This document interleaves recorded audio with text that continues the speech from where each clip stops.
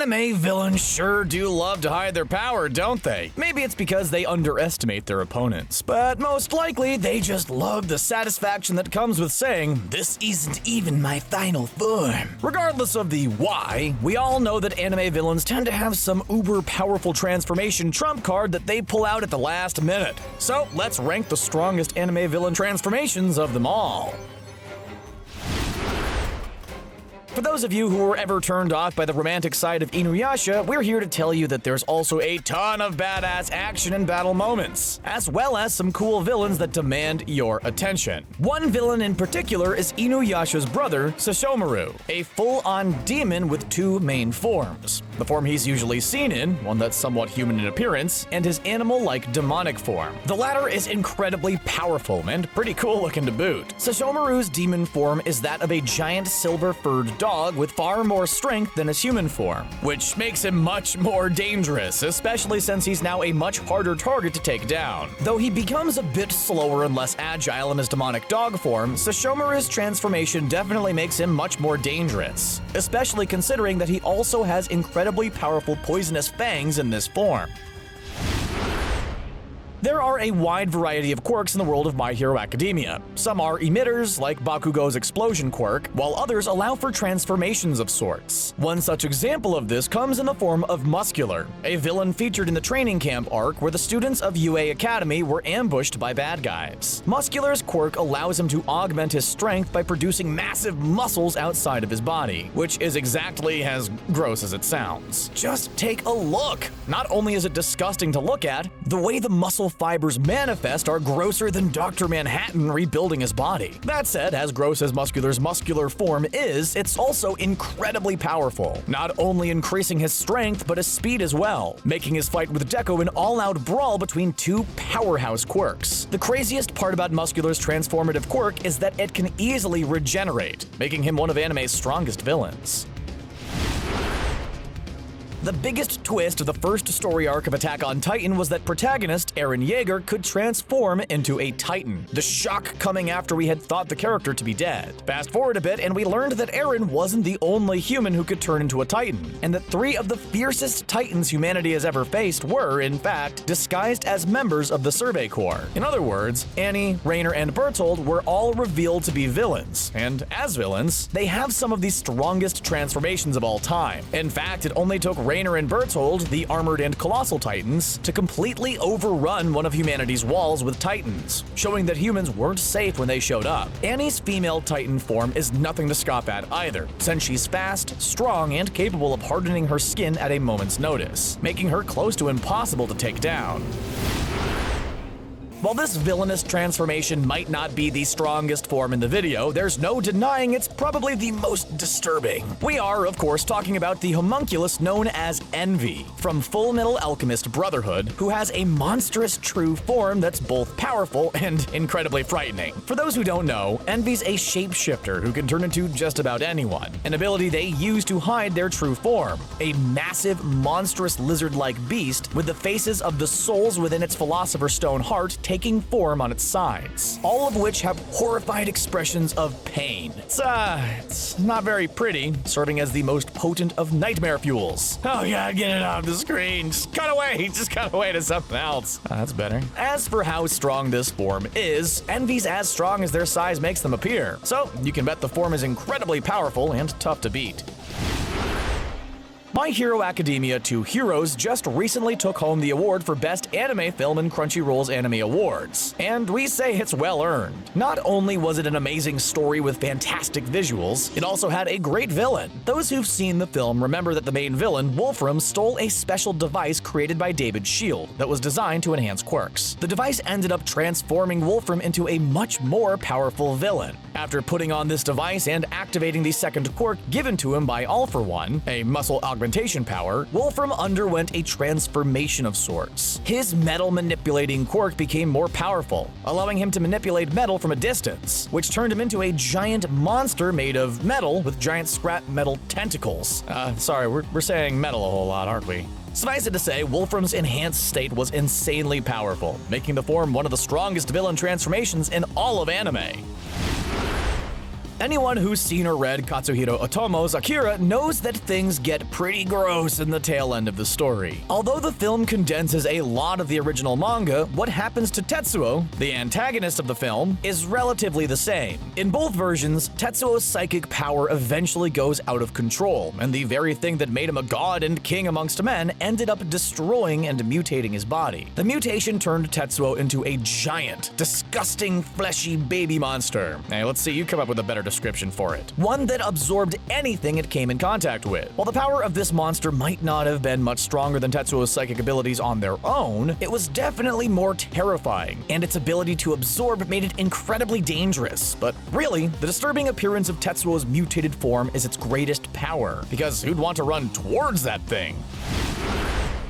Kill la Kill is an epic series with lots of style and unique action.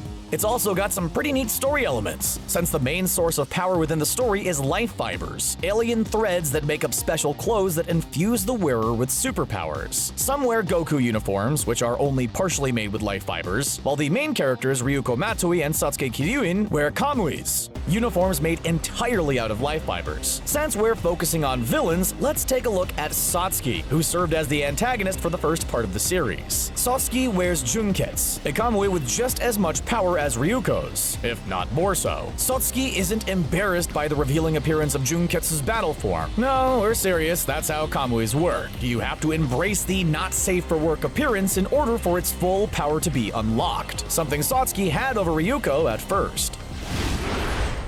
While Satsuki Kiryuin served as the antagonist of the first half of Kill la Kill, it was her mother, Ragyo, who was revealed to be the true villain, with her plan being to cover the world in life fibers. In order to accomplish this goal, Ragyo developed the Shinra Koketsu, the ultimate kamui that allowed her to take control of all life fibers on Earth, and gave her an all-powerful final form. The first form of the Shinra Koketsu was powerful enough on its own, but the true danger came from her second and final form, which came after Ragyo abandoned her humanity in order to truly become one with her life fibers. The power of Ragyo's second Shinra Koketsu form was insane. On top of being pretty dang fashionable, this is a show about superpowered clothes after all, so even the villains look fabulous. This transformation made Ragyo powerful enough to give Ryuko and her Senketsu Kisaragi form a run for their money.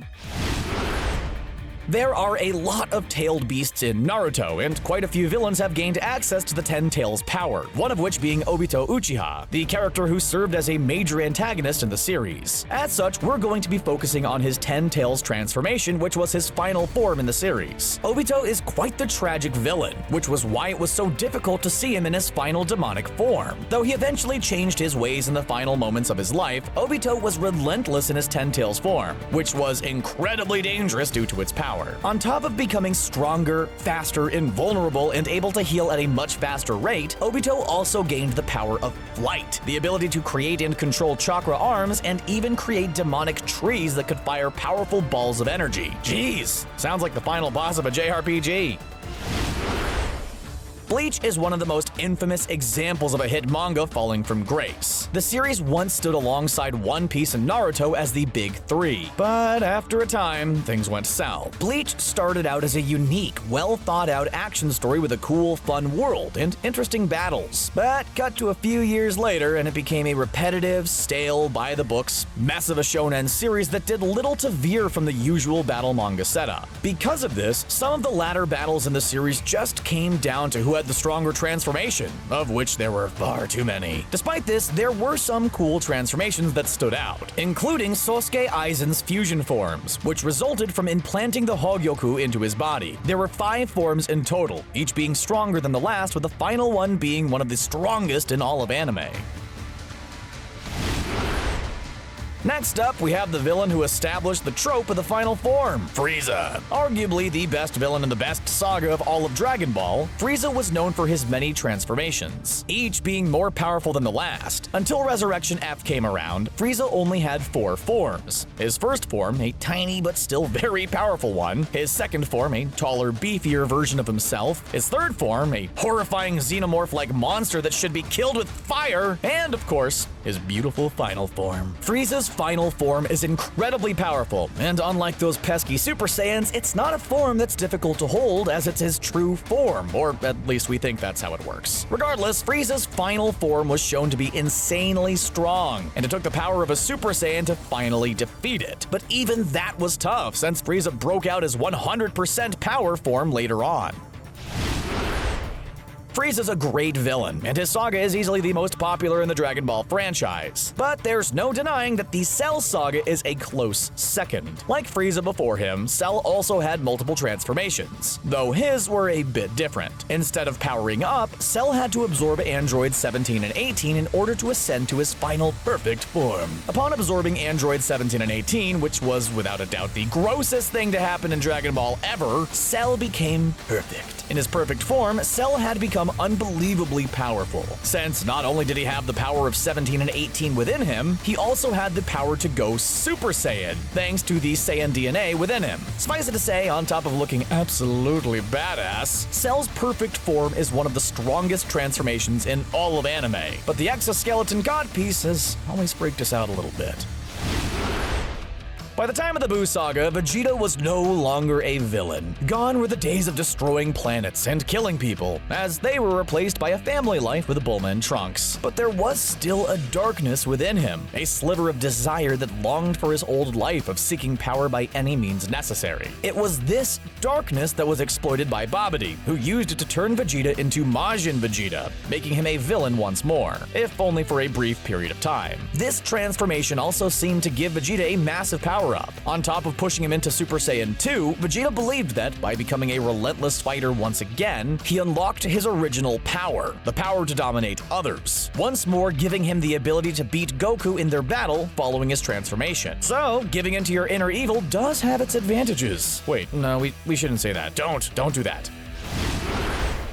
While Buu might not be quite as loved as other main Dragon Ball villains like Frieza or Cell, he's still a pretty cool villain, and all of his transformations throughout the final saga of Dragon Ball Z are amongst the strongest villain forms in anime. The meta reason for Buu being the strongest villain of Dragon Ball Z is simply that Goku was so much stronger at this point that he needed a villain who was an immeasurably strong force. And the in-story reason is that Buu is both an ancient power and is able to absorb the power of others and add it to his own, like a more goopy version of Cell. After splitting into his good and bad selves, Buu's bad self absorbed his good self and became Super Buu, who went on to have a number of different forms based on whoever he absorbed, gaining more and more power over the course of the saga, his peak coming when he absorbed Vegito. But we all know how that ended.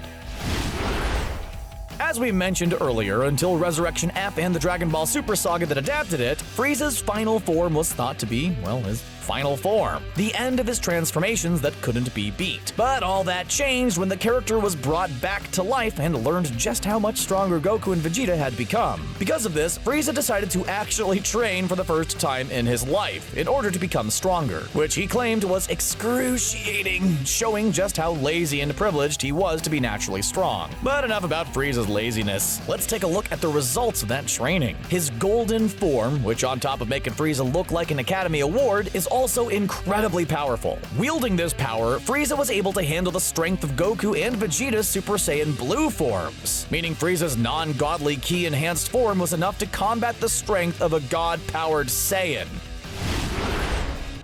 We're still not entirely sure how the process of becoming a god of destruction works in Dragon Ball, leaving us with questions like, if Beerus and Champa are brothers, then why do they work in different universes? However, we did learn a little bit about candidacy thanks to Toppo, a warrior of Universe 11 and a member of the Pride Troopers, who competed alongside Jiren in the Tournament of Power. Partway through the tournament, it was revealed that Toppo was actually a candidate to be the next god of destruction of Universe 11. Again, it's not super clear if this means that the current destroyer was going to retire or if they only have a limited tenure. But the point is that his destroyer potential gave him a transformative power-up, granting him destruction power and godly ki, both of which made him much more dangerous. But perhaps the most dangerous change was that Toppo had abandoned his sense of justice.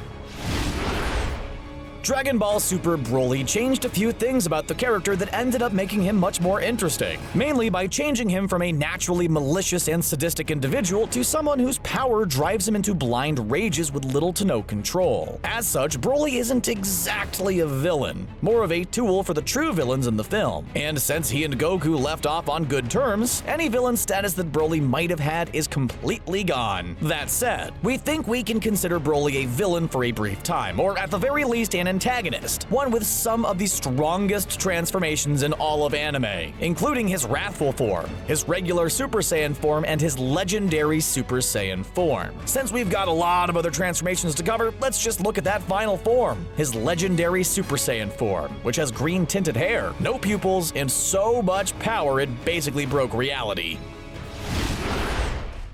One Punch Man is a satirical subversion of all the tropes that make up action shonen manga and anime, and as such, you can bet that the final villain in the first season had a final form transformation that he was hiding all along. Known as Lord Boros, this alien overlord fought against Saitama in the final battle of the first season of the hit anime, learning just how ridiculously powerful the bald hero for fun was. Remember, the whole point of Saitama's character is that he's so strong that being a hero is boring, as every fight ends with just one punch. However, Boros' regenerative abilities made him one of the only opponents that could handle Saitama's punches. But even he struggled, which is why he used his meteoric burst, a technique which let him overexert his body to become stronger, faster, and overall more powerful. It wasn't enough to beat Saitama, of course, but it was still a powerful transformation that managed to hold its own.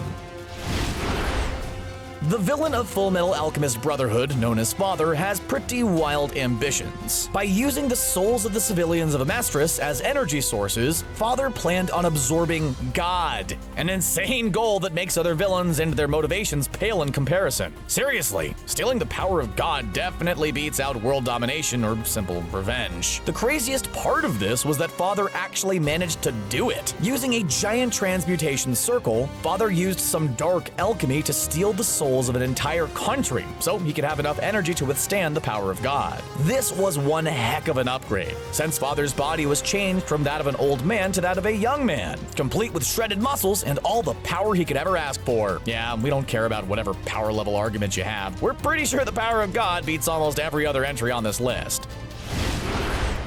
If this were a video ranking the creepiest anime villains, then the Anti-Spiral would be number frickin' 1 on the list. Just look at the avatar of the human-hating entity. It looks like a haunting, rotoscoped shadow with cold, empty eyes. And a weird, possibly drooling mouth. Yeesh. Instead, let's look at its badass final form. A giant mech meant to combat the power of Tengen Toppa Gurren Lagann, the final form of Gurren Lagann. This form is similar in appearance to Tengen Toppa Gurren Lagann, but much more badass, since its skull designs and dark color scheme make it look way more metal. Seriously, how is this robot not on the cover of an album? As for its power, the villainous mech is so big that entire galaxies are the size of extra-large pizzas to it, so we'd say that just about makes it the strongest final form of them all. So there you have it. Those are some of the strongest anime transformations of all time. Did we leave anything out? Which among them was your favorite? Which was the most disturbing? Let us know in the comments section below, and don't forget to subscribe to CBR for more anime videos. Thanks for watching.